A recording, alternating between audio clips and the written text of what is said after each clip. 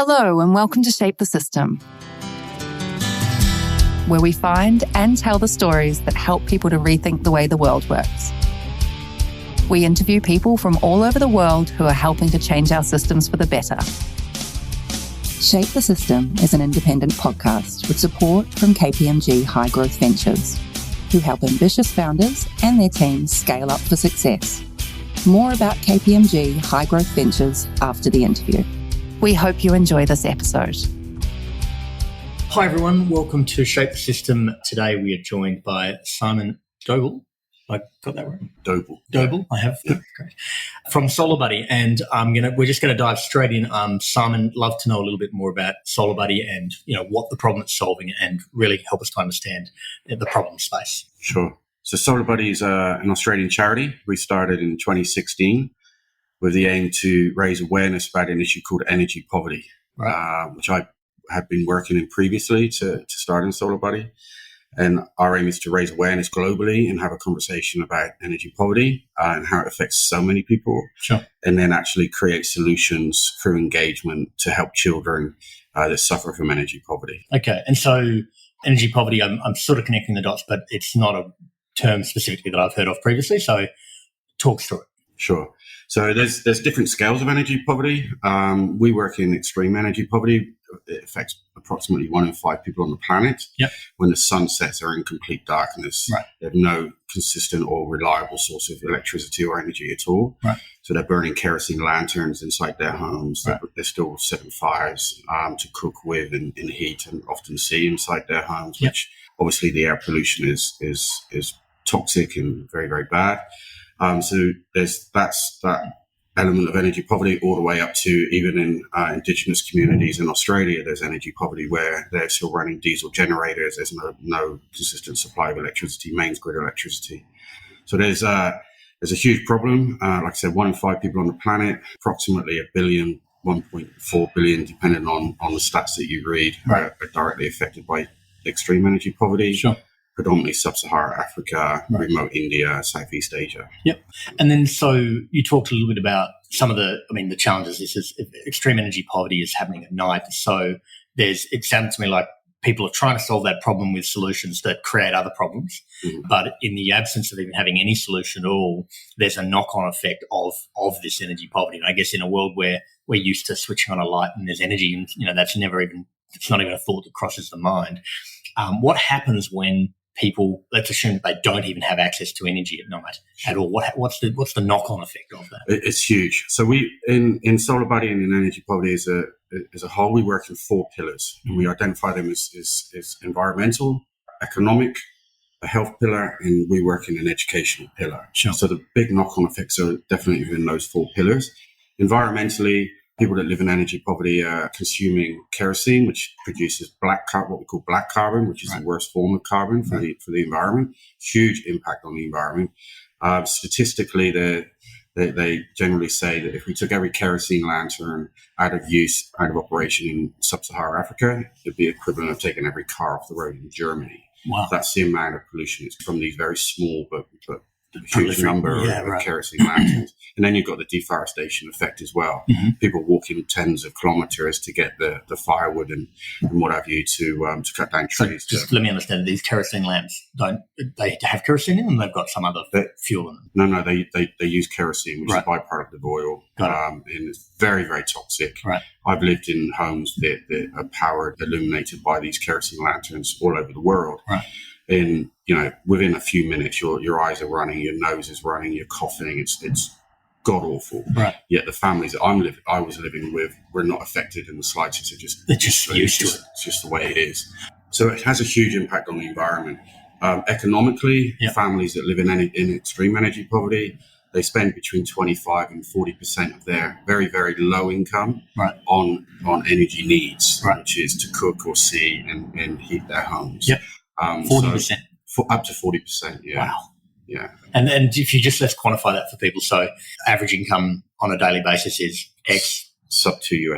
And 40% of that is going to enabling them to see at night. Yeah. Okay. Pay their electricity bill, sure. basically. Yeah. And which in their case is paying for firewood or paying for the kerosene. Exactly. Right. Yeah. Or charcoal or right. batteries for torches, that sort of stuff. Got it.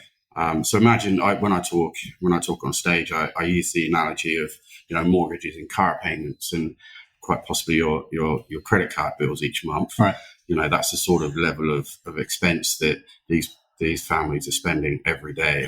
Average mortgage 40% of someone's income, or probably maybe in Sydney 40%, but exactly typically 30%.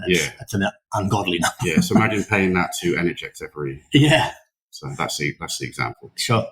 And so that's the economic pillar, and then there's these two other pillars. Yeah. So the health pillar, energy poverty kills more women and children than AIDS and malaria combined every single year, just from the air that they're breathing inside their homes. Yeah. Wow. Predominantly women and children, because they're in the homes longer. Right. They're cooking. They're doing what children do. And what are the conditions that this is lung related conditions? Or lung related and burns. Right. Really? So, the average woman that lives in energy poverty in sub-Saharan Africa has the lungs of a 40-a-day cigarette smoker, but generally never smoked a cigarette in their life. Right. Just from the air that they're breathing, just by doing their daily chores and activities. Yeah, and then I'm guessing the burns related thing is because you're using flame related things in houses that are probably flammable. Exactly. They get tipped over, someone gets a burn, it gets infected, it spreads. Amazing. Terrible. And then the fourth pillar is educational. Right. So we're focused as an organization. SolarBuddy is an organization focused on creating safe environments for children to study. Right. So we identified that there's these three other pillars which are huge and need addressing, but also children need to study in a safe environment once they get home from school. Right. We're building financing as Globe, better educational structures and schools and what have you, but the children are still going home to an environment to do their homework in and to live in an environment that's highly toxic. Right. And I've seen this many, many times. Everybody from my industry has seen this millions of times all over the world, where children are so engaged in studying and knowing that that's the pathway out of poverty. Right. And they study for hours and hours, but around a kerosene lantern, it's ultimately killing them. Right. And so just sort of segueing from there to how SolarBuddy is playing a role. You talked before about awareness. I want to come back to that. But in terms of a solution to this energy poverty problem, talk me through the SolarBuddy solution. Sure. So I was a sort of business consultant with the United Nations for a period of time in the early 2010s, and I got exposed to this as a global issue. But whenever I would talk about energy poverty to anybody outside the humanitarian sort of industry, no one had any concept or understanding or appreciation of the scale of what energy poverty actually was and is. Sure. So SolarBuddy came around through this frustration ultimately, but also being very clearly aware that children need to study in a safe environment that isn't highly toxic and allow them to study longer and feel better about themselves. You have a young child, and when that child is a little bit older, I'm sure they'll be reading at a desk when they turn on a lamp by electricity and be able to study in a happy environment. That's what we're trying to create for children all over the world. But SolarBuddy's model is to raise awareness. Mm-hmm. So we developed a school program. Ultimately, my dream was to engage with 6 million children around Australia, America, etc., to understand the problem, make a little solar light as part of their science and technology classes. We call them STEM, science, technology, engineering, and maths. And then donate that directly to another child of the same age. Oh, wow. Okay. So this isn't about you going and finding money to manufacture a product and then shipping that product. It's actually about enabling people who have access to energy and I guess aren't in energy poverty to physically engage with building a device, which is a pre-assembled set of parts, I'm assuming. Yeah, it's like a little kit. Yeah. Okay, and then I'm coming from a period where I used to have Meccano or Lego, and saying, okay, you're going to build this thing, and then there's a person literally you're going to send this to.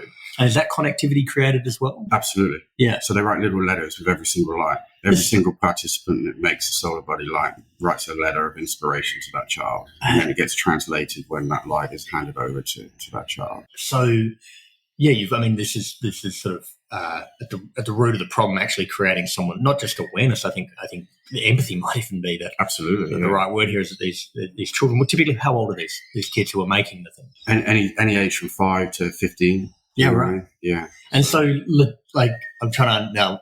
My question typically is, I understand the solution, but now I want to understand the challenges, and my instantly thinking, oh God, that's full of challenges. Break down some of the 2 or 3 kind of big challenges in the logistics of even making this happen. The logistics is actually the biggest challenge that we have. In our industry, we have something called last mile distribution. Right. So it's very easy to get a parcel from here in Sydney to Brisbane. There's standardized supply chains, etc. Right. It's almost quite easy to get something from Sydney to Mombasa or Sydney to Dar es Salaam in Tanzania. Right. The last mile distribution is from that port or capital city in Africa or somewhere else in the world to the last mile, to that remote village where there's extreme energy poverty, and they're the children that we're trying to reach. So sure. That was our biggest challenge, in all honesty, and it still is. Right. We work closely with some major freight companies, multinational freight companies, but they still don't have the reach to get into that last mile, which can be 500 miles. Sure, the last metaphorical mile. Exactly. So that's our biggest problem, and it's always been our biggest problem. But we're overcoming that with good partners and good NGOs that really know the lay of the land in the countries that we donate to. Right. And a lot of amazing volunteers and support network that pick up our lights and physically take them themselves. And is not to go into problem solving mode, sometimes where I go, the role, there's obviously distribution partners who get it to, the port, as you said. The NGOs, I'm assuming that there's people on the ground who are also trying to reach the schools or are running the schools, and are they playing a role in this? Absolutely, yeah. So I'm sure you're familiar with the Sustainable Development Goals. Yep. A key one for us is number 17, Sustainable Development Goal for Partnerships for the Goals. Right. We believe in partnerships in every facet of our organization, in the NGOs that have a very strong footprint in the countries that they specialize in. So as an example, we work with an amazing organization in Papua New Guinea. They've been operational in Papua New Guinea for 13, 14 years, know the lay of the land, know the culture, know the need.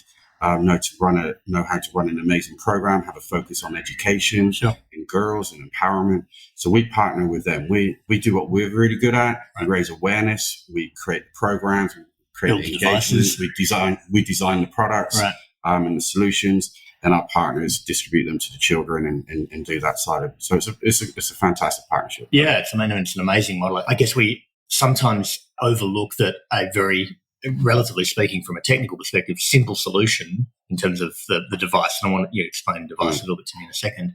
You typically would think, as I did, you're going to have to build all these things centrally and then ship them out and then try to make a commercial model that works. Totally misunderstanding that there's a group of people who would probably love to build them. Exactly.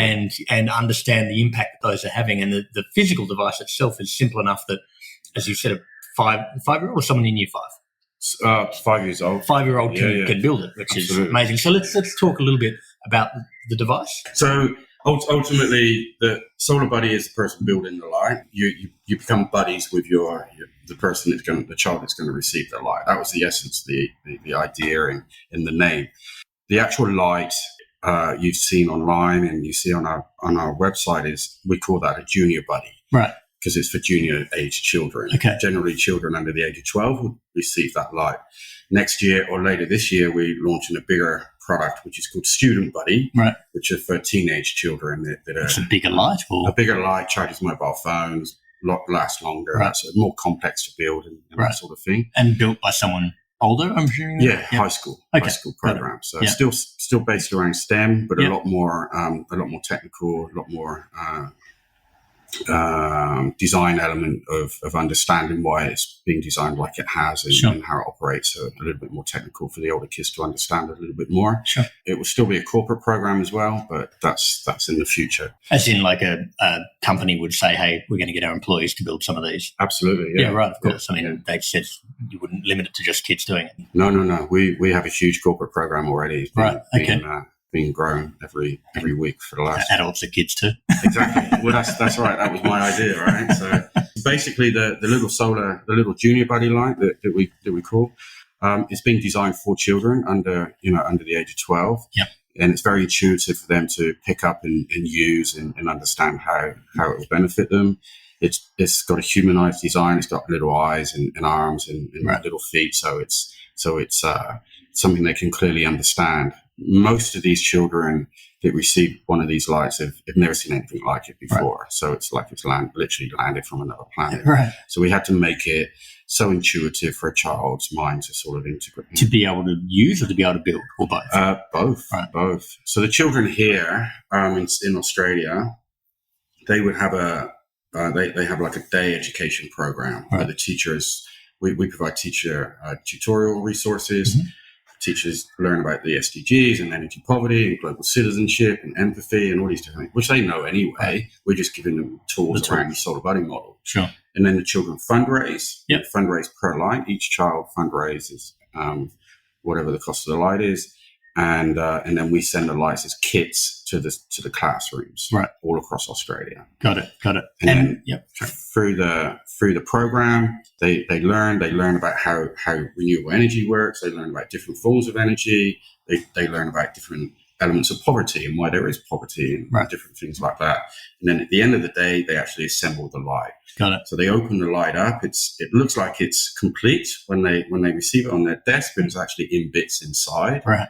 That's a way of us being able to repackage them very easily. Sure. They open it up and it's in lots of little bits, and they put it all together like a Meccano set. Yeah. And, I loved Meccano as a child. I loved Lego as a child. Is Meccano still around, by the way? I'm not sure, to be honest with you. I'm not sure. Yeah. But yeah, I try and look at problems quite often through a child's lens, right? Because I feel that you can come in at a solution-based sort of environment without that risk and that fear. When you're an adult, you're ingrained to see risk and fear and trepidation. Complexity and exactly, all the reasons you can't. You remember the cuts and the bruises, and as a child you don't. And quite often, if I'd looked at a problem, I've gone, well, how would a child try and solve this? Right. And that's. And then on the usage side of it, and for anyone who's listening, there'll be links in the post, so you can go and actually check out the device. But this is a device about as big as not even a small dinner plate. Yeah. Would you like me to grab you one? Yeah, grab one. Okay. Yeah, absolutely. I believe there's one over there too. We're going to explain this orally, which will be awesome. Awesome. So here we have a little Junior Buddy light. It's 100 mil by 100 mil roughly. Yep. On the back is a little solar panel, less than 1 watt solar panel. Okay. And that charges the battery for, it takes 8 hours to charge the battery fully up. Right. Inside is the battery. Yep.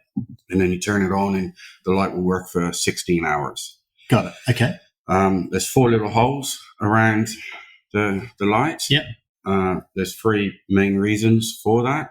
I'd be interested if you could guess 1 or 2 of them. Well, I'm guessing one is so you can affix it to something.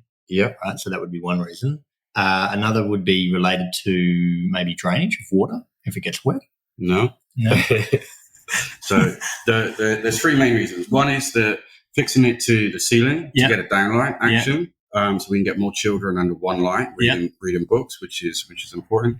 Most of the homes, almost every single one of the homes that we donate these lights to are very, very basic. So there's sticks and twigs and open rafters and timber and what have you. So they very easily hang these from 2 pieces of string. Yeah. Almost all the children that receive one of these walk between 10 and 15 kilometers to get to school and back every day, all across the world. That's like 2 hours. Yes. Each way. Yes. Gosh.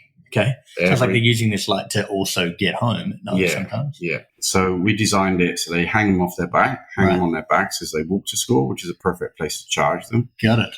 And then quite often the schools that they have are very basic. Yeah. No electricity themselves. Right. If there's a dust storm or whatever, a problem with the weather, they shut the big shutters. Mm-hmm. And then those classrooms are quite dark themselves. Right. So they often use them during the day at school. There's also a very sneaky way for us to make sure there's no issues within the village or the family or the school. So we know if, suddenly a group of children are turning up without their lights, then we can flag the school can flag that quite quickly and deal with them. Misusing the light or somewhere else and they've stolen it. Taken them down to the market. Hold on, I'm still trying to work out the 3 reasons for the holes. Okay. So one's for the backpack, one's for the roof. Yeah, and the other one is to hang around their necks at night when they do walk around the village or go to the latrines primarily. Yeah. We encourage a lot of the children, previously to having one of these, they would carry a kerosene lantern or a torch, and not feel so comfortable about putting that on the ground when they need to go to the lavatory. Right.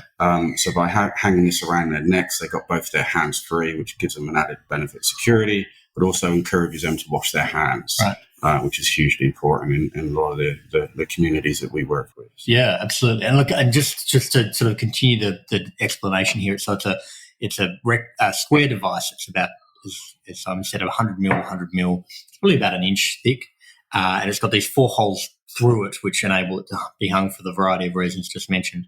And then the lights themselves, I'm guessing, are like little LEDs. Light emitting diodes. Light emitting diodes, yep. And those are arranged in like a circular pattern that means that you've got, I'm guessing, a wide spread of light. Exactly. Yeah. And there's 2 brightness settings.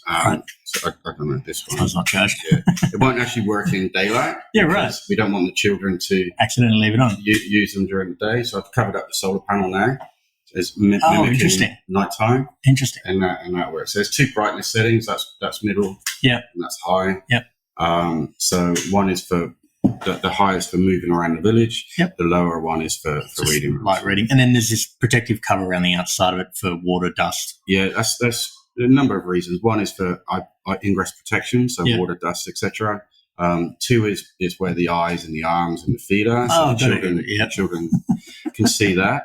And they love that. Yeah. But also it's an easy way for us to color code and brand the lights from a corporate perspective. Yeah. So we've worked with, I lose count, but easily over 200 major multinational companies around the world in the last 2 or 3 years. And they really like the idea of branding their own lights and color coding the bumper. So they get a really strong visual interpretation of the impact that we create. Yep. And that's how we have strategically, I'll be perfectly honest with you, managed to scale our program without spending any money on advertising or marketing. Or having production of the device. Yeah, exactly. Or major fundraising sort of programs, because we engage with corporates. Right. They then visually see their brand in an environment that's having a huge impact on children's lives. And they tell our story. Right, which is great. And it works. Right, and that's part of the awareness thing as well, I'm guessing. Exactly, yeah. So them taking that story out and being so proud of having built the thing or enabled the thing to go into the certain area. Yeah. And you talked before about, I sort of raised it as a question, the idea that let's say take the child who's built one of these and send it to a particular village or a particular child in a village. What's the connectivity there? Is it just, hey, this is the person who got it, or is there something that goes beyond that? So as a let's pick Joe Smith. He's a 10-year-old child studying here in Sydney, and he's gone to school, and today he's doing the SolarBuddy program. Right. And his teacher teaches him about energy poverty and energy generally, how his energy is supplied to his house and his parents' house, and how energy is supplied to another child's house somewhere in the middle of Papua New Guinea, which is only 3.6 kilometers away from the most closest point of the countries. So he will learn about all of this, and then he will make this light over a course of 20, 30, 40 minutes. Yep. Make it work for the first time. Right. Generally, he's the QA.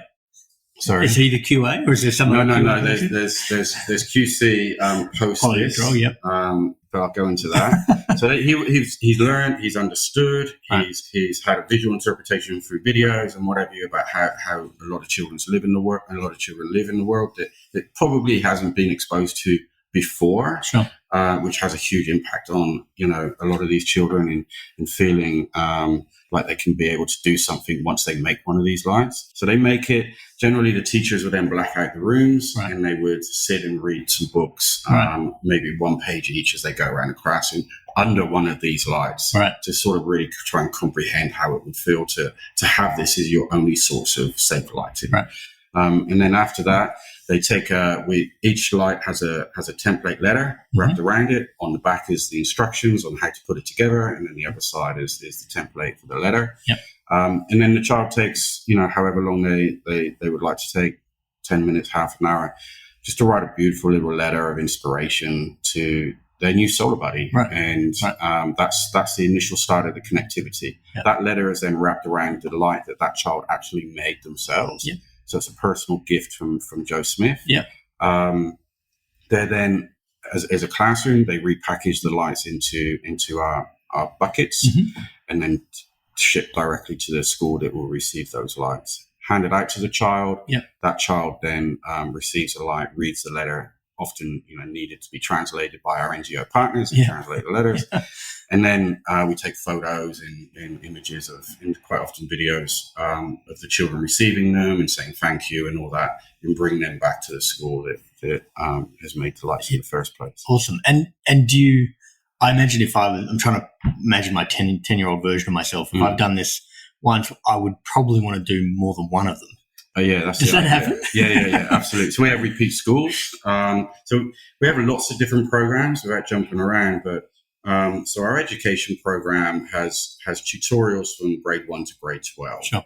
And we have schools all over the country and all over the world. We currently have a program and being carried out right now in 19 countries with an international school company that has schools in 19 countries. Sure. But we have repeat schools in Australia. They do our program every year, quite often more than once a year. Right. But yeah, generally most children that make this, they want to make a lot more. So it's great. I love it. I love the kind of, in some respects, the role reversal that's happening here, which is interesting as well. Yeah, I mean, I used to love making things as a child. I still love making things as a 45-year-old guy. But I really think if you can make something that has a huge impact on another person's life, then it's worthwhile making something, Absolutely. Right? And, you make Play-Doh and you break it down, you make a Lego, you break it down, you start again. And the creativity around that is fantastic in what it teaches you to how to be creative. But then to actually apply that creativity to something that can be given as a life-changing device. Okay. I feel has a huge amount of value. Oh, absolutely. Yeah, I mean, the intrinsic value and then the kind of, seeing the impact of that thing. Yeah. I want to ask one more question about SolarBuddy, and I want to understand a little bit more about how you arrived here. You talked about a number of 6 million. Mm-hmm. Where did that number come from? That's a really good question. So I have 3 children myself. Okay. They're a little bit older than yours. Yep. They're 18, 15 and 13 now. Have they all made a SolarBuddy, by the way? No, they haven't. Oh, no. Come on. Well, that's part of the thing. So I'm a divorced dad, and I don't see my children very often, very sadly. Yeah. Very sadly. So when I started SolarBuddy, my aim was to illuminate 6 million children's lives in honor of my children. So 2 million children for each one of my children. That was the initial goal. I love that tenuous but awesome connection to that number. Because that was the first thing I looked at. I'm like, I'm not sure where that number's coming from. I'm sure there's a story in there. Yeah, I know. There's a lot deeper story around that, but we won't go into it. Sure. But ultimately, I was put on the spot. Right. I was ultimately put on the spot. How many lights are we going to deliver? And that was the most tangible thing. I feel like 6 million is like a stepping stone to just. We're reviewing that number currently. All of the people. Obviously, the thing I like about what you're doing is that there is a kind of I like the co-creation element of it. I think it's amazing, but also this idea that you talk about these 4 pillars, and you're focused on the education pillar. But obviously, this is a solution that lifts all boats. If this will affect all 4 of those outcomes. Absolutely. From your perspective, I'm assuming there's a way that you measure the impact in terms of hours that these children can study without the things. You'll ultimately get line of sight to these other impacts as well, which is, are you tracking those at the moment? Absolutely, yeah. So it's very hard to do that, and you can get lost in what we call monitoring and evaluation. Sure. Our product and our solution is so tangible, the impact is so obvious. Right. We're getting lights directly into children's hands. It's all documented. Yeah. We know we're having impact. Right.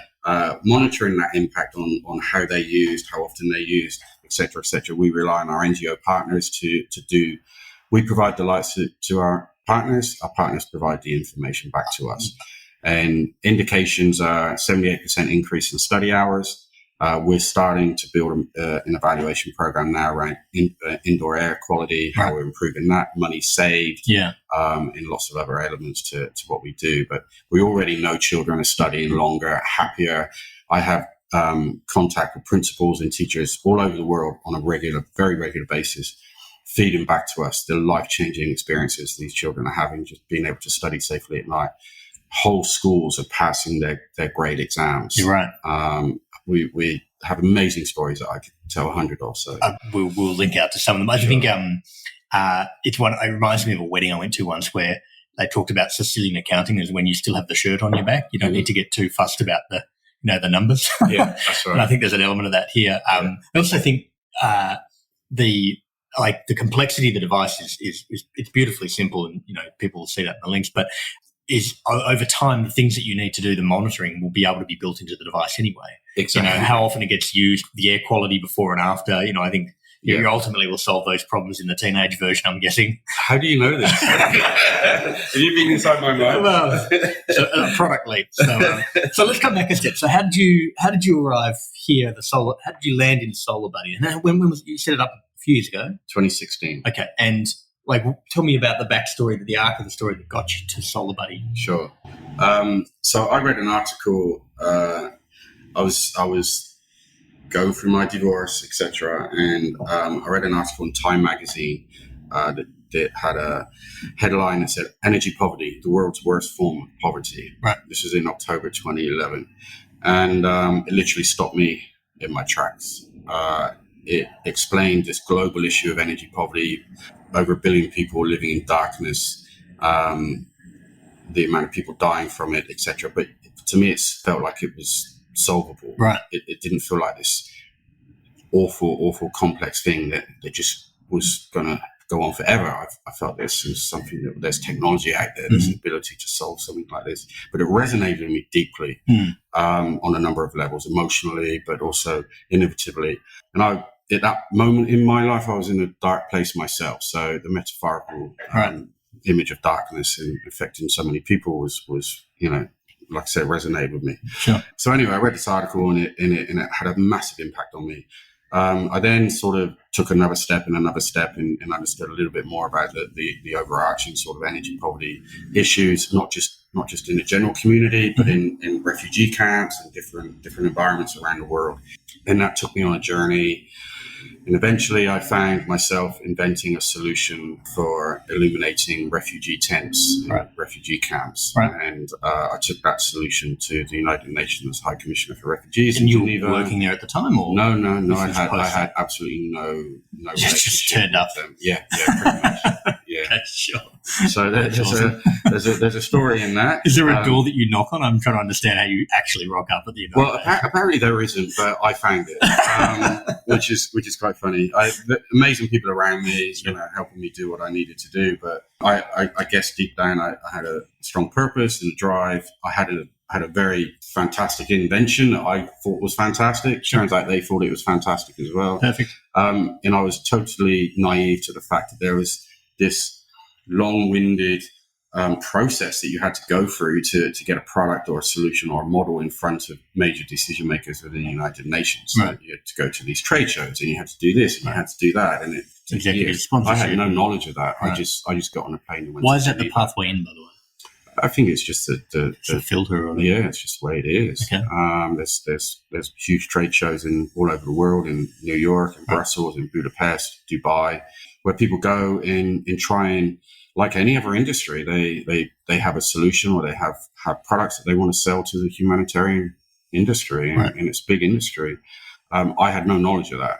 I just thought I have an idea that people should see, and the decision makers are in Geneva, so I'll go and see them and tell them. And that's ultimately what happened.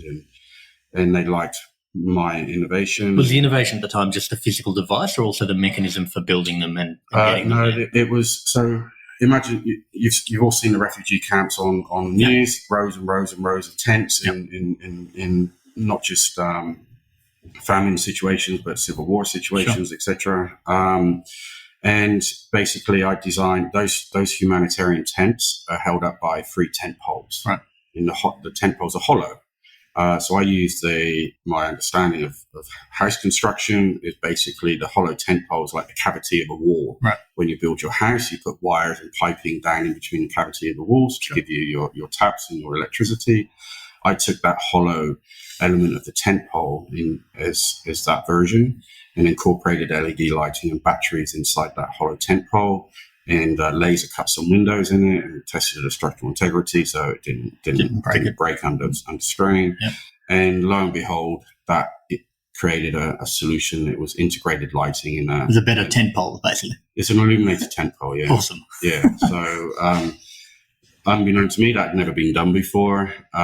So yeah, I patented that idea and then took that to the UN, and they liked it very much. So. And then how did that arrive? How did that get you to SolarBuddy though? So that took me on a journey of exposure to the humanitarian world, refugee camps, what it's like to live in energy poverty outside of the camps, having conversations with decision makers, and just being on that whole humanitarian innovation journey over a number of years between sort of 2012, 2015. And what I got frustrated with, as I mentioned earlier, was the lack of, outside of the industry, the lack of conversation around energy poverty. Right. Everyone was talking about HIV, AIDS, and rightly so. Everyone was talking about water poverty, food security, food insecurity, et cetera, No one was talking about energy poverty. Right. But the energy poverty needs the outcomes of energy poverty are greater than all the others combined, as far as I'm concerned. Because if you manage those needs, then they're an enabler for the other ones, right? Exactly, right? So I just got really annoyed with the fact that outside of our industry, hardly anyone was really engaging with schools, school children, corporates, communities about this global issue and how we could all come together and try and solve it. Sure. So over a period of time, in my mind, I'm watching, I'm learning, I'm engaging, I'm listening to different people. And in the back of my mind, I'm thinking we've got to do bigger and better things than this. And ultimately it came down to engagement, awareness, and impact. Yep. And that's the birth of SolarBuddy. So. Got it. And then when you knew, because your background prior to the illuminated tent pole and SolarBuddy was in humanitarian? Was it? No, not at all. What was the background? Did you jump out of? How did you land in this kind of field at all? Was it an itch or what happened? So I was just living on the Sunshine Coast in Queensland, Australia. Yeah, very, very surfing. Nice. Yeah, no. All my children are surfers, but I'm certainly not. Okay.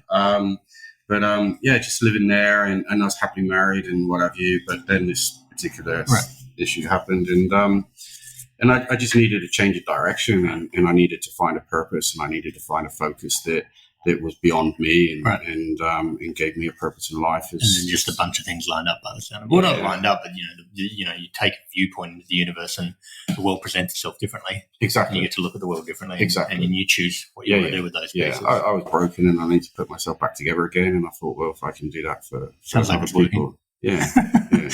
Just sort of to wrap up, I think I'm interested. You've touched on a bunch of things, and you talk about the 4 pillars, and obviously you're focused on energy poverty, but are in touch with a lot of other kind of people doing great work. When you think about the related adjacent kind of issues, or just more broadly, what are the things that you're kind of maybe not focused on or doing, but excited by and interested in? Gender equality. Yep. I just cannot wait until the day where the world accepts that women and men are equal. Right. In every facet. Right. No one is better than the other. Religious equality. Mm-hmm. Define religious equality?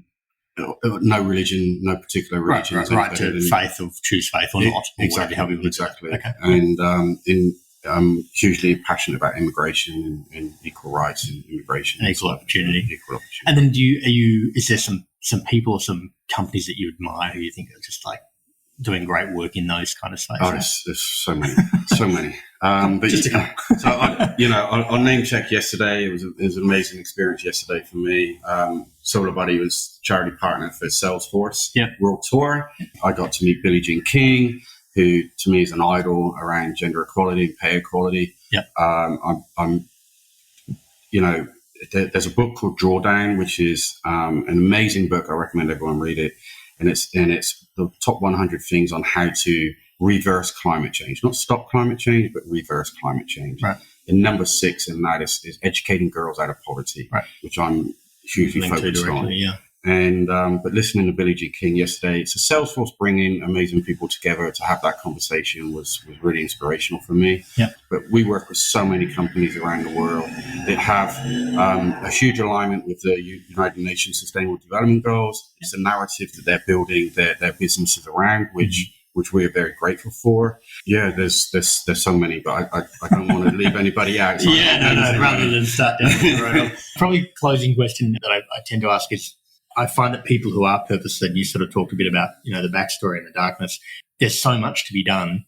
There's a need to stay on level and stay sane. You don't surf, but what's the outlet for you? Like, what is the counterweight to being so focused on this problem and this thing that you're doing? Blimey. What do you do to stay sane?